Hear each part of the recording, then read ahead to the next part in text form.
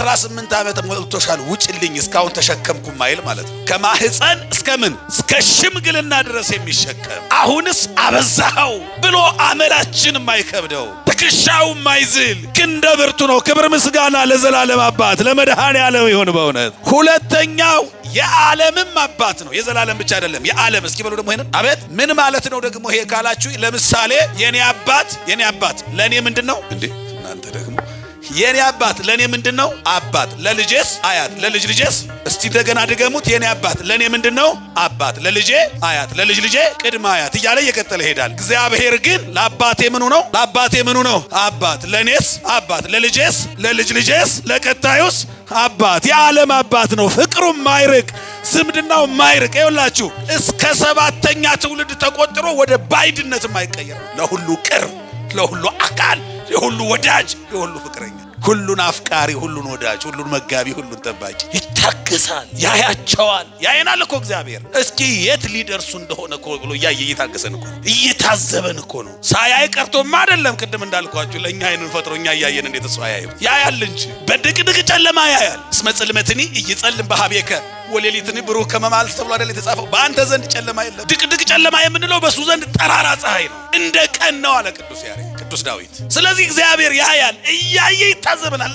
እስቲ የት ሊደርሱ ነው? ቀጥሎ እስቲ መጨረሻቸውን ሊሆን መመለሳችንን ሁልጊዜ ይናፍቃል። እኛ ግን የምንመለስ አይደለንም። እንመላለሳለን እንጂ አንመለስም። አያችሁ ብዙ ቀን እኮ ተመላልሰናል። ታውቃላችሁ እግዚአብሔር ቤት ተመላልሰናል። ግን ውሻ የተፋውን መልሶ እንደሚልስ ትተነው የመጣነውን ኃጢአት ከዚህ ተመልሰን እዛው ላይ ነው። እግዚአብሔር ከመመላለስ ወደ መመለስ ከፍ ያድርገን።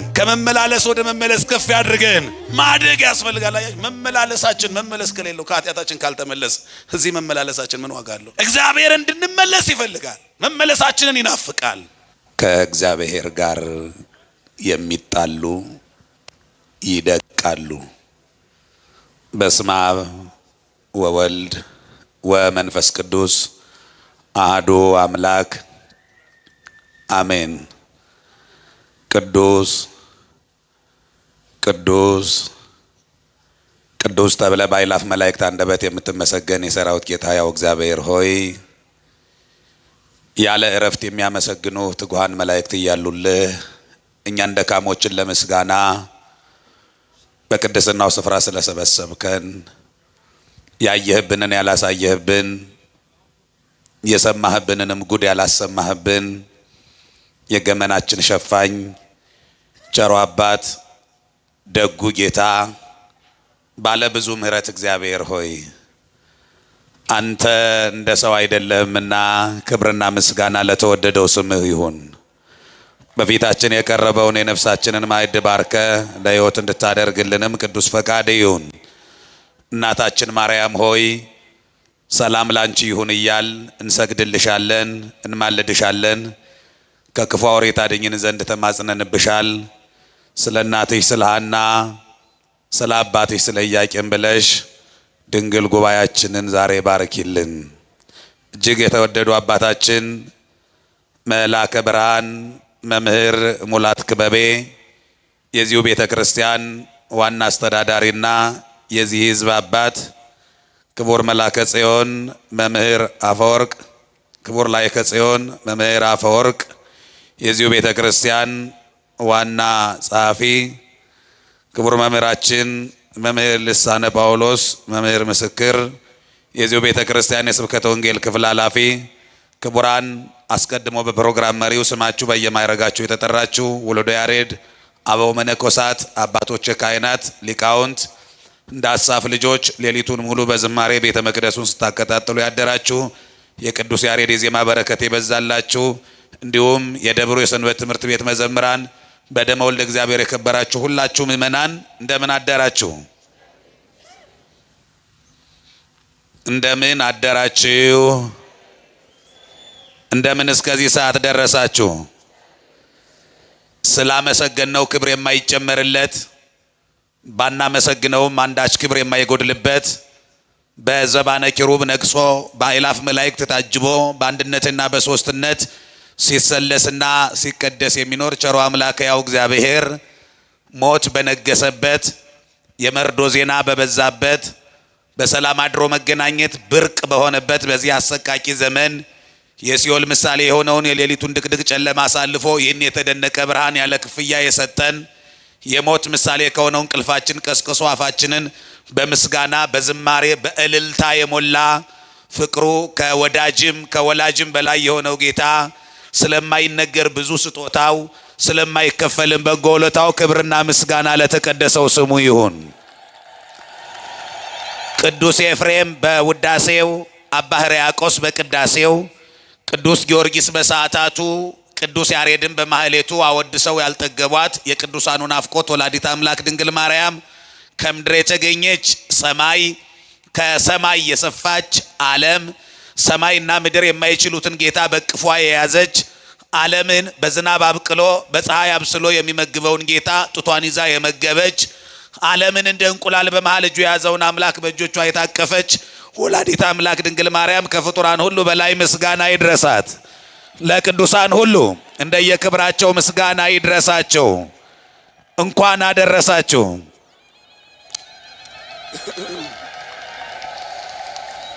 ግዴላችሁም ይህንን ማለዳ ጤና ጣቢያ እያሳለፉ ያሉ ሰዎች አሉ። ይህንን ማለዳ ይህንን ጊዜ እስር ቤት ሆነው እያሳለፉ ያሉ ሰዎች አሉ። በዚህ ጊዜ በየጸበሉ በየሆስፒታሉ የሚንከራተቱ አንሶላ ከብዶባቸው እያጣጣሩ በሞትና በሕይወት መካከል ሆነው በብዙ ስቃይ ውስጥ ያሉ እኛ የምንተነፍሰው ይሄ ንጹህ አየር ብርቅ ሆኖባቸው በኦክሲጅን ታግዘው የሚተነፍሱ ብዙ ችግረኞች ህመምተኞች አሉ።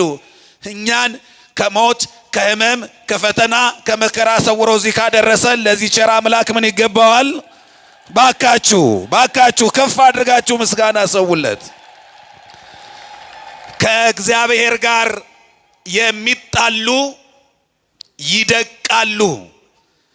አንደኛ ሳሙኤል ምዕራፍ 2 ቁጥር 10 እግዚአብሔር ቢረዳን ባለችን አጭር ጊዜ የምንነጋገርበት የትምህርታችን ርዕስ ነው። እስቲ ሁላችሁም ከእግዚአብሔር ጋር በሉ። ድምፃችሁን ከፍ አድርጉና በቃሉ አንደበታችሁን አስባርኩ። ከእግዚአብሔር ጋር የሚጣሉ ይደቃሉ። እግዚአብሔር ከመድቀቅ ይሰውረን። ከእግዚአብሔር ጋር ከመጣላት እግዚአብሔር ራሱ ይሰውረን። የተወደዳችሁ የእግዚአብሔር ልጆች ሰው ከሰው ጋር ቢጣላ ሽማግሌ ያስታርቀዋል። ሰው ከሰው ጋር ቢጣላ ይቅር ለማን ይባባላል? ይቅር ለማን? ከእግዚአብሔር ጋር ከተጣላ የሚያስታርቀው ማን ነው? ይቅር ስለማን ነው የሚባለው? ከእግዚአብሔር ጋር ተጣልቶ ይቅር ለእግዚአብሔር አይባል።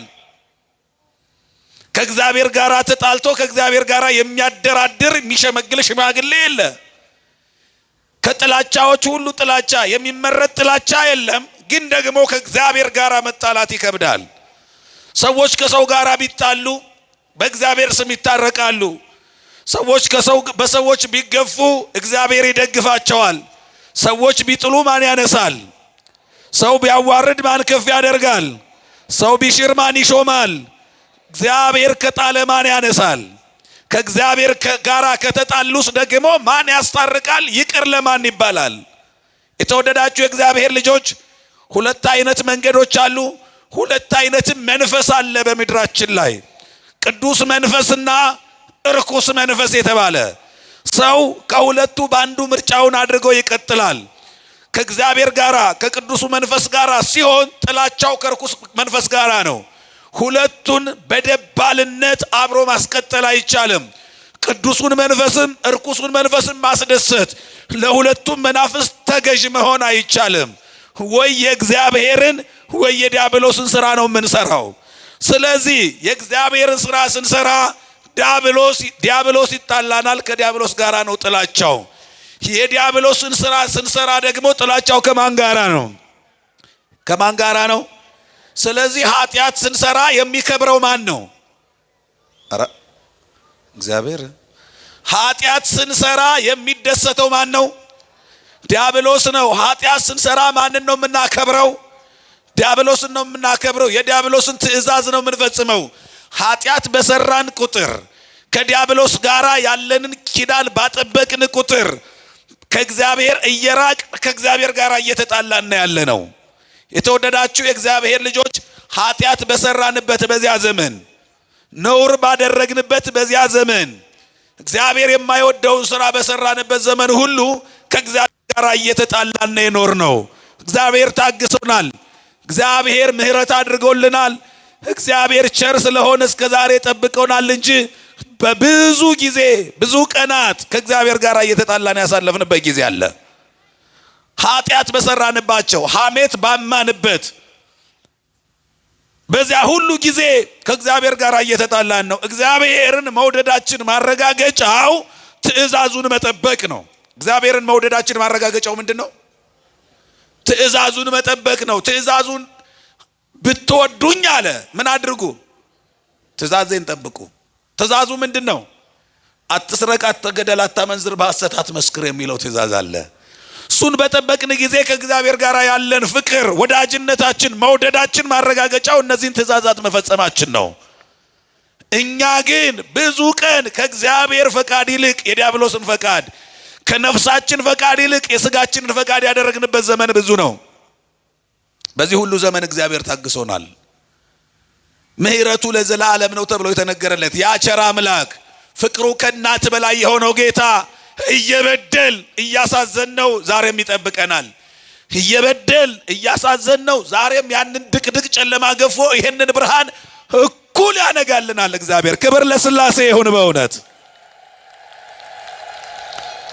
አንቺ ደግሞ ምን አለሽና ነው ማነጋልሽ ብሎ በድቅድቅ ጨለማ አላስቀረንም። አንተ ደግሞ ምን አለህና ነው ማነጋልህ አይልም።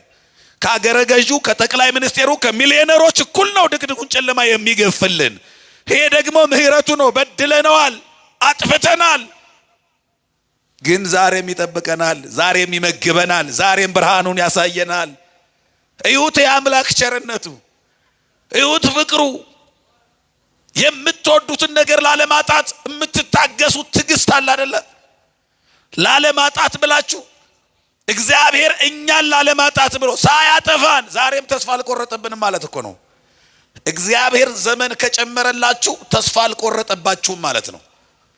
ሌላ የንስሐ ዕድሜ፣ ሌላ እድል፣ የትናንትናውን ጊዜ አባከንከው፣ እስኪ ደግሞ ይሄንን ንስሐ ከገባህበት ብሎ እየሰጠ ነው እንደገና።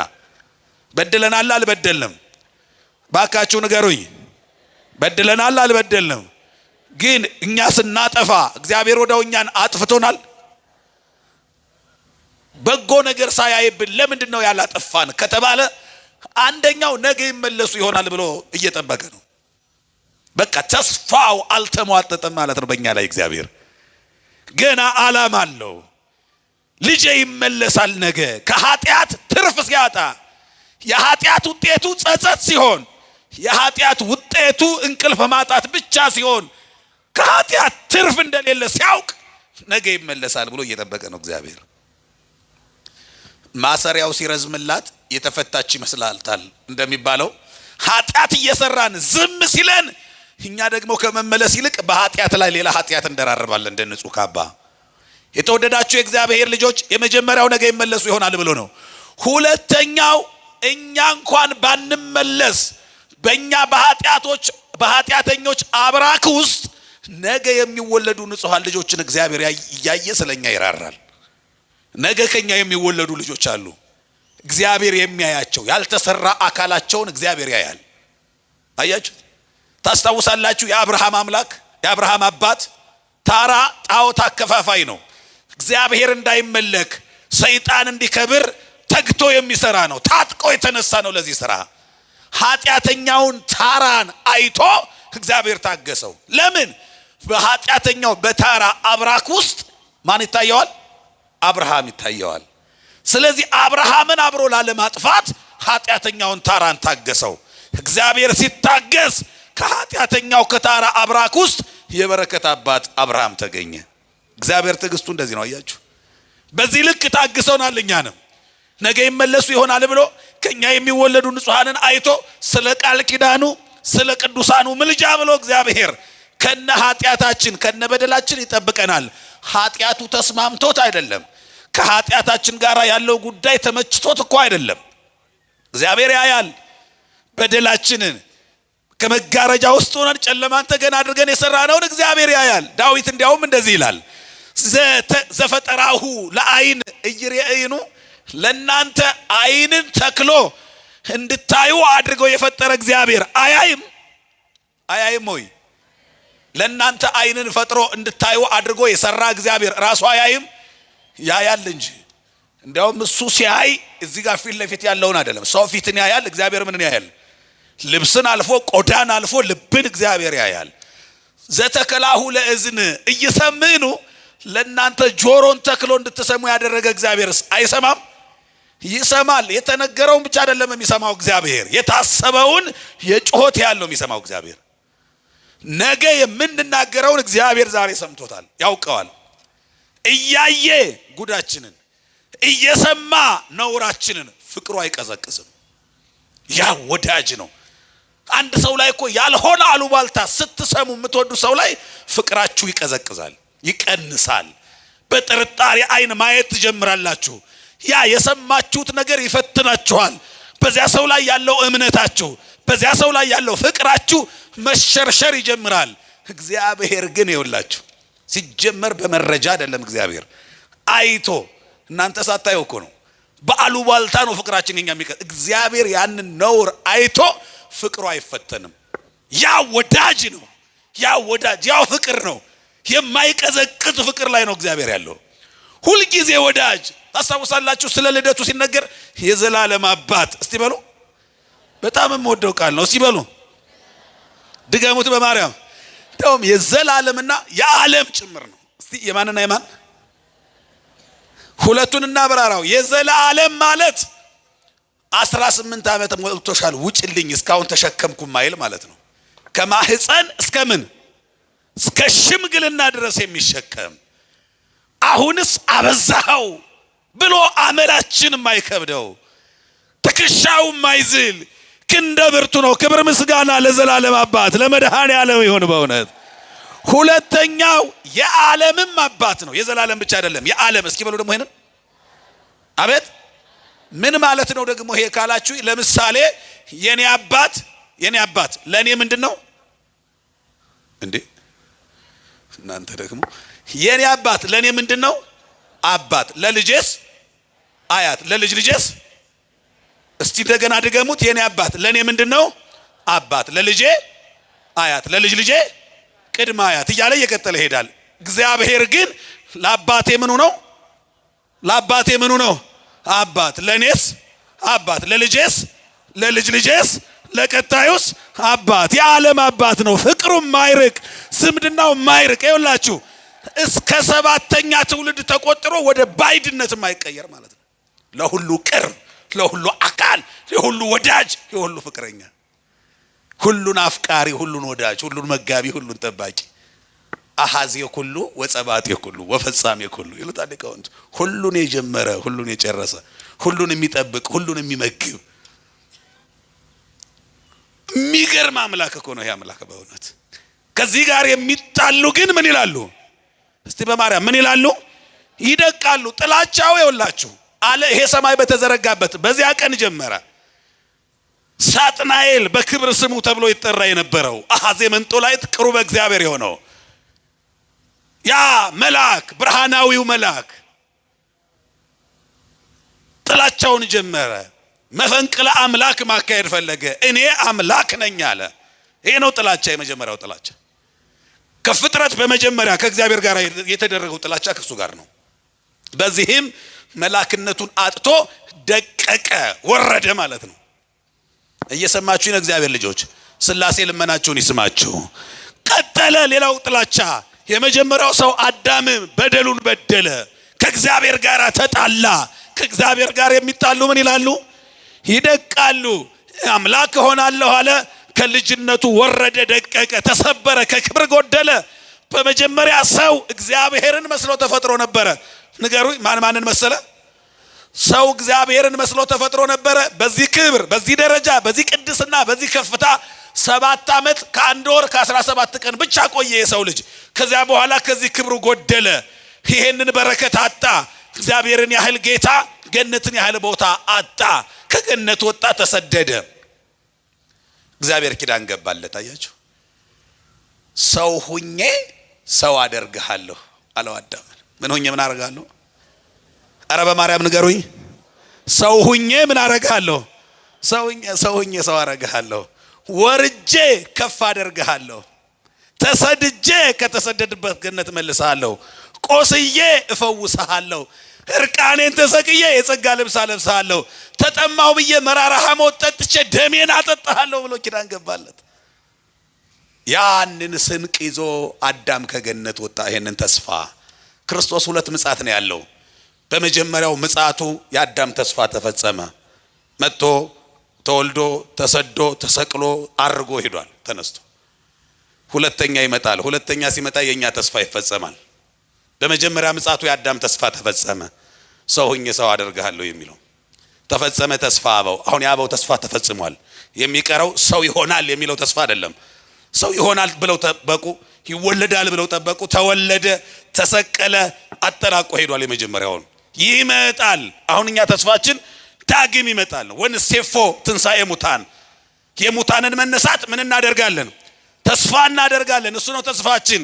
ያንን መንግስት እንወርሳለን። ዳግም ሲመጣ ያንን መንግስት ለማውረስ እሱ ነው ተስፋችን።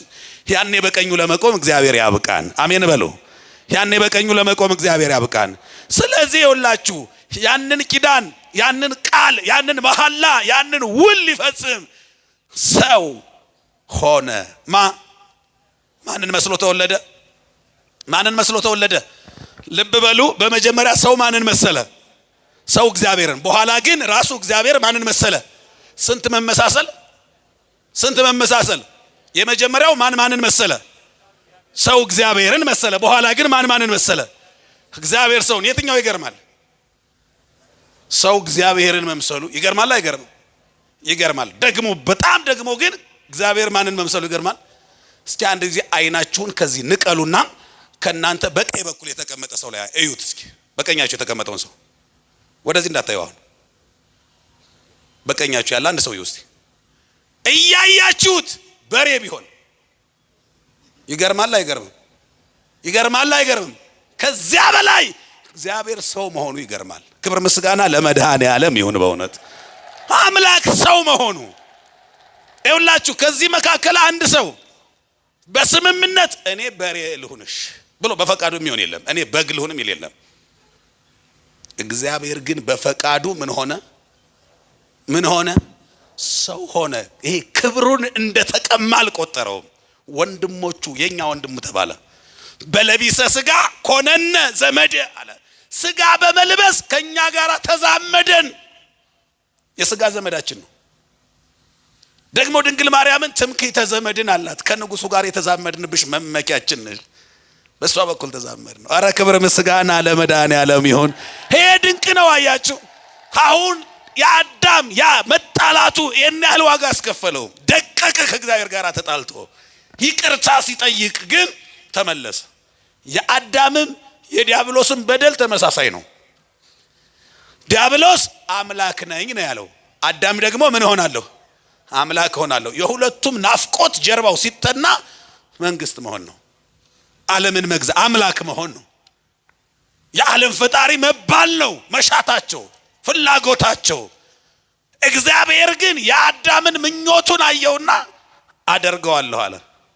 ስለዚህ አምላክ ሰው ሆነ። ሰው ምን ሆነ? ሰው ምን ሆነ? የአዳም ፍላጎቱ ምንድን ነበር ከተባለ አምላክ መሆን ነበር። አምላክ ሰው ሲሆን ሰው አምላክ ሆነ።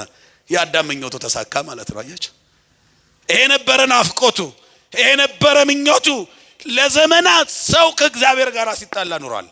ለዘመናት ታስታውሳላችሁ።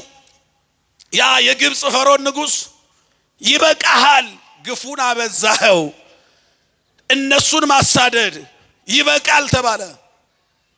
ተላከበት መልእክተኛው ነብዩ ሕዝቤን ልቀቅ ይላል የሰራዊት ጌታ እግዚአብሔር ሲል እሱ ምን አለ? እግዚአብሔርን አላውቅም እስራኤልን አልለቅም አለ። ማን ነው እግዚአብሔር አለ። ደግሞ አያችሁ ሰው ኃጢአቱ እየበዛ ሲሄድ እንደዚህ ነው። ከእግዚአብሔር ጋርም ከሰዎች ጋርም ከህሊናው ጋር ከራሱ ጋር ነው መግባባት የማይችለው። ሰው ጠዋት የወሰነውን ማታ ያፈርሰዋል። ምን ሁኜ ነው ጠዋት ይላል። ይሄ ሰው ከራሱ ጋር ተጣልቷል ማለት ነው። የመጨረሻው የኃጢአት ጥግ ሰው ከራሱ ጋር ከተጣላ ነው። ኃጢአቱ እየበዛ ሲሄድ እዚህ ድረስ ይደርሳል። ጽድቁ እየበዛ ሲሄድ ደግሞ ከአራዊት ጋር ሳይቀር መግባባት ይጀምራል። ታስታውሳላችሁ አዳም ሳይበድል ከአራዊት ጋር ይግባባ የነበረ ሰው ነው። አራዊት በየስማቸው እንደ መልካም ወላጅ አንተ አንበሳ አንተ ነብር ነህ እያለ እየዳበሰ ስም ያወጣላቸው አዳም ነው። ከእግዚአብሔር ጋር ሲጣላ ግን ፍጥረት ሁሉ አመጸበት። አንድ ሰው ከቤቱ አባወራ ጋር ሲጣላ ሚስቱም ልጆቹም ሰራተኞቹም የቤቱ ውስጥ የሚኖረው ሰው በሙሉ እንደሚጣላው ከአባወራው ከእግዚአብሔር ከዋናው ጋር ሰው ሲጣላ መላእክትም ፍጥረታትም አራዊትም ተነሱበት። እንደገና እርቁ ሲጀመር አምላክ ሰው ሲሆን ሰውና መላእክት አብረው ጀመሩ። ያ ማህበር ተመሰረተ እንደገና ማለት ነው። ፈርሶ ተቋርጦ የነበረው ዮም አሃደ መሬት ተኮኑ አለ ቅዱስ ያሬድ። ዛሬ በአንድ ላይ ተሰማሩ። አሃዱ ማህበሮሙ አንድ ማህበር ሆኑ። የቀድሞ ማህበር እንደገና ተመሰረተ። ከመይሰብህዎ ለክርስቶስ በቃለ አሚን በእምነት ቃል ሆነው ስብሐት ለእግዚአብሔር በሰማያት ወሰላም በምድር አሉ። በሰማይ ለእግዚአብሔር ምስጋና ይሁን አሉ። ያ ጌታ ሰውን ወዶ ሰው ሆኗልና አሉ። አያችሁ። ስለዚህ እግዚአብሔር ሰው የሆነበት ወቅት ነው። ይህ ወቅት ለምን ሰው ሆነ ከተባለ ብዙ ምስጢር፣ ብዙ ማብራሪያ፣ ብዙ ትንተና፣ ብዙ ጥቅስ ይኖራል። አምላክ ለምን ሰው ሆነ ከተባለ ሰውን ሰው ለማድረግ እግዚአብሔር ሰው ሆነ ነው መልሱ። እግዚአብሔር ለምን ሰው ሆነ? እግዚአብሔር ለምን ሰው ሆነ? ሰውን ሰው ለማድረግ ማን ሰው ሆነ? ክብር ምስጋና ሰው ሆኖ ሰው ላደረገን ጌታ ይሁን። ሰው ሆኖ ሰው አደረገ። አስቡ። ፈርዖን ይህንን ሲናገር ይውላችሁ ከእግዚአብሔር ጋር ተጣላ። ከማን ጋር ተጣላ? ያንን ቅዱሱን ሕዝብ እስራኤልን በአመጽ መግዛት ሲጀምር ሲያሰቃያቸው ደማቸውን ሲያፈስ ያለ ልጅ ሲያስቀራቸው ወላጆችን የወላድ መካን ሲሆኑ እስራኤላውያን እግዚአብሔር ተቆጣ። የግፉ ጽዋ ሞላ። እግዚአብሔር ተነሳ። ከእግዚአብሔር ጋር የሚጣሉ ምን ይላሉ? ፈርዖን ይውላችሁ ትናንትና ያስለቀሳቸው ህዝቦቹ የአበባ ምንጣፍ ተነጥፎላቸው የውሃ ግድግዳ እየተደገፉ ሲያልፉ ያ ለነሱ የአበባ ምንጣፍ የተነጠፈበት ባህረ ኤርትራ ለፈርዖን መቃብር ሆነ። ከእግዚአብሔር ጋር የሚጣሉ ምን ይላሉ? ይደቃሉ። አስከሬኑ ሳይሸኝ ቀብሩ የት ቦታ እንደሆነ ሳይታወቅ ቀረ። ከእግዚአብሔር ጋር ተጣልቷል። በቃ መመለስ መቻል አለብን። አሁን እግዚአብሔር ጥያቄው ለምን በደላችሁ ብቻ እኮ አይደለም። በድላችሁ እስኪ ለምን አልተመለሳችሁም? ከኃጢአት አላተረፋችሁም አይደለ? እሺ ትርፍ ከሌለው ለምን ትደጋግሙታላችሁ? አሁን እኮ ሐሜት አምተናል አይደል? ብዙዎቻችን በድለናል። ከበደል ትርፍ ያገኘ ሰው አለ? ኃጢአት ከመስራት ያተረፈ ሰው አለ? እሺ የለም። አንድ ጊዜ ኃጢአት ሰራህ አየኸው ትርፍ የለውም አይደል? ለምን ትደግመዋለህ? ትርፍ የሌለውን ነገር አዋጭ እንደሆነ ስራ ጠዋት ማታ ተግተህ ለምን ለኃጢአት ትዘምታለህ? እግዚአብሔር ጥያቄው ይሄ ነው። እሺ ወደክ አይደል? ወድቀ ለምን ትቀራለህ? ለምን አትነሳም?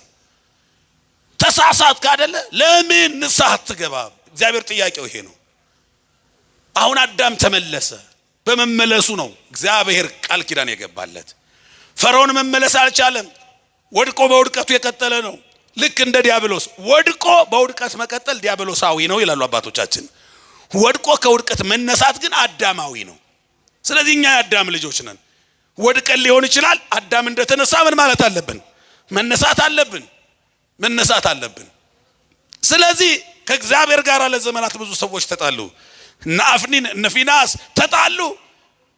ከዘመናት ባንዱ ዘመን ደግሞ ሰባ ሰናኦር የተባሉ ሰዎች ዛሬ በኦሪት ዘፍጥረት ምዕራፍ 11 ታሪኩን የምናገኝላቸው ሰዎች ጥበብ በዛላቸው፣ ተካኑበት። ከተማቸውን ቤታቸውን በሚያምር ግንብ መስራት ጀመሩ። ህንፃው ያደገ ከፍ ያለ መጣ። በፀሐይ ሙቀት ምግባቸውን አብስለው እስከ መብላት ድረስ ደረሱ ነው የሚለው። እየበዛ ጥበብ እየበዛላቸው ሁሉ ነገር እየተሟላላቸው ሲመጡ አንድ ነገር ብቻ ያሳስባቸው ጀመር። ከነሱ በላይ የሆነ እግዚአብሔር አለ። ስለዚህ እሱ ደግሞ በሞት ሊወስደን ይችላል። አሁን ያለን አማራጭ ምንድነው? ከዚህ ቀጥሎ ማሸነፍ መዋጋት ያለብን ማንን ነው? አያችሁ፣ እግዚአብሔርን። እንዲያውም ይላሉ አባቶቻችን ግንቡ ላይ ይሆኑና ሰማይ ጠቀስ ህንፃ ነው ይሆኑና ጦሩን ወደ ላይ ይወረውሩታል። ሲመለስ ደም ጎርሶ ይመለሳል። ሰይጣን ለወዳጁ ቅርብ ነው እንደሚባለው ይሄ በምታት የወረወሩት ጦር ላይ ጫፉ ላይ ደም ቀብቶ ይልክላቸዋል። አሁን አብን ወጋ ነው። ማንና ማን ይቀረናል? ሎቱ ስብሐት ወልድና መንፈስ ቅዱስ ይቀረናል። አሁን ደግሞ ይወረውራሉ። ሰይጣን አሁንም የጦሩን ጫፉን ደም ቀብቶ ይልከዋል። አሁን ወልድን ወጋ ነው። ወልድን በመውጋት ይደሰታሉ ማለት ነው። ለካ አይሁድ አሁን አይደለም የመጡት። ለካ ራስ ወልድን በመውጋት ሊከብሩም ይፈልጉ። አያችሁ ሰው እኮ አቅም ቢያገኝ አስባችሁታል? የት ሊደርስ እንደሚችል የት ሊደርስ እንደሚችል ምን ሊያደርግ እንደሚችል ለማንም እንደማይተኛ እኛ ትናንትና እንዲህ አድርጌለት እንዲህ አደረገኝ እንዲህ አድርጌላት እንዲህ አደረገችኝ ብዙ ውለታው ይየላት እንኳን ላንቺ ለአምላኩ አይተኛ። እኛን አሁን ሰው መጥላቱ ይገርማችኋል እንዴ? መድኃኔ ዓለምን የጠላ ዓለም እኛንማ ባይጠላን ነበር የሚገርመው። ታስታውሳላችሁ ቅዱስ ጊዮርጊስ በዚህ እኮ ነው የተጽናናው። ጸርሃ ጊዮርጊስ በአብዩ ቃል ወይቤ አለ ቅዱስ ያሬድ።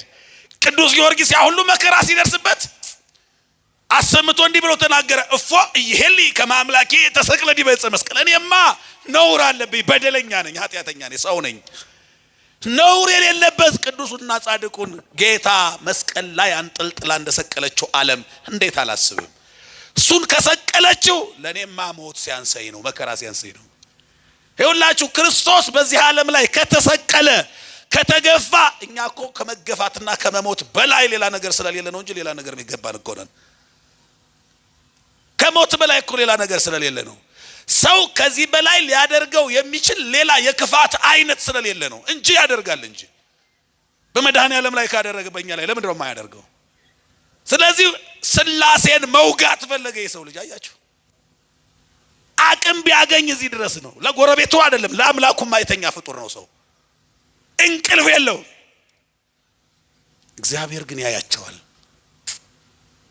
እኔ ትዕግስቱ እግዚአብሔር ምን አይነት ቸር አምላክ ነው! ትዕግስቱ አስባችሁታል? እያየ ጦሩን ወደሱ እየወረወሩት እኮ ነው። እስቲ የሚሆኑትን ይላል። ይታገሳል፣ ያያቸዋል። ያየናል እኮ እግዚአብሔር።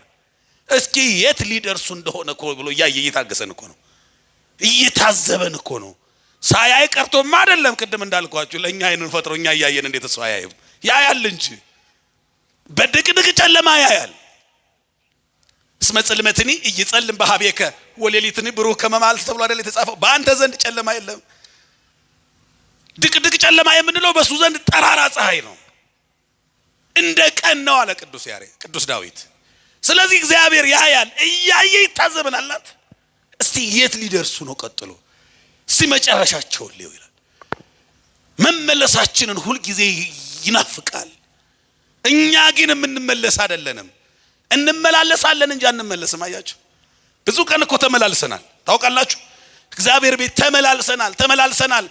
ግን ውሻ የተፋውን መልሶ እንደሚልስ ትተነው የመጣነውን ኃጢአት ከዚህ ተመልሰን እዛው ላይ ነን። እግዚአብሔር ከመመላለስ ወደ መመለስ ከፍ ያድርገን። ከመመላለስ ወደ መመለስ ከፍ ያድርገን። ማደግ ያስፈልጋል። መመላለሳችን መመለስ ከሌለው ከኃጢአታችን ካልተመለስ እዚህ መመላለሳችን ምን ዋጋ አለው? እግዚአብሔር እንድንመለስ ይፈልጋል። መመለሳችንን ይናፍቃል። እነዚህ ሰዎች ይመለሳሉ ብሎ ጊዜ ሰጥቷቸዋል። እኛንም እግዚአብሔር እየሰጠን እኮ ነው። ከነበደላችን ያልወሰደን እግዚአብሔር ምናልባት ቀሪዋን ጊዜ ንስሐ ከገቡባት ብሎ እየሰጠን ነው ይሄን ጊዜ። የተወደዳችሁ የእግዚአብሔር ልጆች እግዚአብሔር ጊዜ ከሰጠን ጊዜያችንን ለበጎ ነገር እንጠቀመው፣ ለመልካም ስራ እንጠቀመው። አይቆጥር ምን አለበት በጎ ንግግር ብንናገር። ቸርነቱን ይሁት በሥራ ቦታችን፣ በመኖሪያ ቤታችን፣ በየትም ቦታ መጥፎ ንግግር ስንናገር፣ ሐሜት ስናማ፣ የሰው ስም ስናጠፋ እንውልና ምንም እንዳልበደለ ምንም እንዳልተፈጠረ እንመጣና አባታችን ሆይ ስንል ዝም ብሎ አቤት ልጅ ይላል። እንዲህ ያሉ አባቶቻችን በቅዳሴያቸው እስመ ኢመነነ ወይ ተቆጣ አስለተነ ወይ ያርሐቀ ሳይሎ እምኔነ እስመ መሐሪ ውእቱ እግዚአብሔር አምላክነ። እስኪ አብራችሁ ይበሉ፣ ልመናችንን በሉ። አልናቀም አልተቆጣም እግዚአብሔር መሐሪ ነውና። በማርያም አንዴ ድገሙት። ልመናችንን ምን አላለም? አልናቀምና ምን አላለም? አልተቆጣም። እግዚአብሔር ምን ስለሆነ? አረ ክብር ምስጋና ለመሐሪው አምላክ ይሁን። ምን ማለት እንደሆነ ገብቷቸዋል? የሰው ስም የሰው ስጋ በሐሜት ዘልዝለን በበላንበት የሰው ደም በጠጣንበት በዚህ አንደበታችን የሰው ስም ባጠፋንበት ሐሜት በተናገርንበት ብዙዎችን ሞራላቸውን ባደቀቅንበት ብዙ ኃጢአት በሰራንበት በዚህ ምላሳችን በኃጢአት በቆሸሸው አንደበት መጠን ቅዱሱን ስም አባታችን ሆይ ዝም ስሜን እንዳትጠሪ ምን ስትቀባጠሪ እንደነበር አላውቅም ስሜን እንዳትጠሪ ከዛሬ ጀምሮ አላለም ማለት ነው። ልመናችንን ምን አላለም አልናቀም አልተቆጣም። እግዚአብሔር ምን ስለሆነ አረ ክብር ምስጋና ለመሐሪው አምላክ ይሁን። ይታገሳል። አያችሁ እነዚህ ሰዎች ጦራቸውን ቀጠሉ፣ ውጊያውን ቀጠሉ፣ ጥላቻውን ቀጠሉ። ከማን ጋር ከእግዚአብሔር ጋር ጥላቻውን ቀጠሉ። ከእግዚአብሔር ጋር የሚጣሉ ምን ይላሉ ይደቃሉ። አያቸው መጨረሻቸው ክፋታቸው ልክ የለውም። እሱ ደግሞ ቸርነቱ ገደብ የለውም።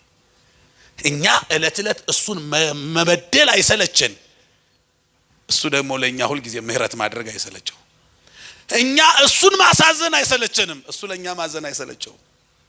በዚህ ልክ ነው የምንኖረው። አያቸው መጨረሻ ላይ ግን ያንን ለዘመናት የገነቡትን ግንብ እግዚአብሔር ዱቄት አደረገው፣ አፈራረሰው፣ ድራሻቸው ጠፋ። ከእግዚአብሔር ጋር የሚጣሉ ምን ይላሉ ይደቃሉ።